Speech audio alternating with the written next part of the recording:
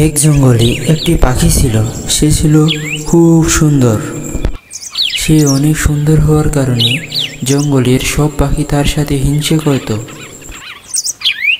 একদিন বনের সব পাখি মিলে তাকে মারার বুদ্ধি করে। দেখো বন্ধুরা, লাল চুড়ি কত সুন্দর, আমাদের ওকে মেরে ফেলতে হবে। এদিকে তাদের সব কথা লাল চুড়ির বন্ধু হলুদ চুড়ি শুনে ফেলে। হলুদ পাখি লাল চুড়িকে বলে দিতে যায়, কি খবর বন্ধু, কেমন আছো?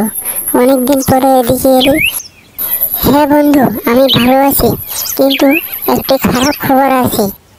জঙ্গলের সকল পাখি তোমাকে মেরে ফেলতে চায়। তার সব কথা শুনে এবং সে সেখান থেকে চলে যায় এবং সে একটি নতুন জঙ্গলে আশ্রয় নেয়। যে জঙ্গলের কথা ওই বনের কোনো পাখি বলতে পারে না। সে সেখানে সুন্দর বসবাস করে। কয়েক মাস পর একদিন হঠাৎ সে দেখে একটি কাক নদীতে পড়ে আছে। সে তখন কাককে বলে, তোমার কি হয়েছে? তুমি এখানে কি করে এলে? তুমি এখানে কেন? কাক অসুস্থ হওয়ার কারণে কোনো কথা বলতে পারে না। সে তখন কাককে ঘরে নিয়ে যায়। এবার বলো, তুমি এখানে কি করে এলে? এখানে তো কেউ আসে না। খাবারের খোঁজে এখানে এসেছিলাম, তখনই মাথা ঘুরে পড়ে যাই। তোমাকে অনেক ধন্যবাদ আমাকে বাঁচানোর জন্য। না না, ঠিক আছে, কিন্তু আমি যে এখানে আছি তুমি কিন্তু কাউকে বলিও না।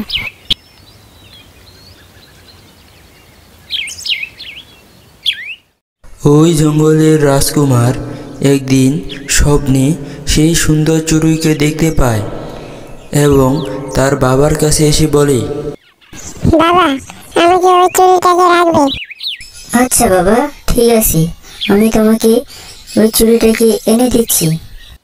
সে তখন জঙ্গলের সব পাখিকে ডাকে এবং বলে, শোনো সবাই, আমার পুত্র কালকে স্বপ্নে একটি লাল চুড়িকে দেখেছে, তার সেটা লাগবে।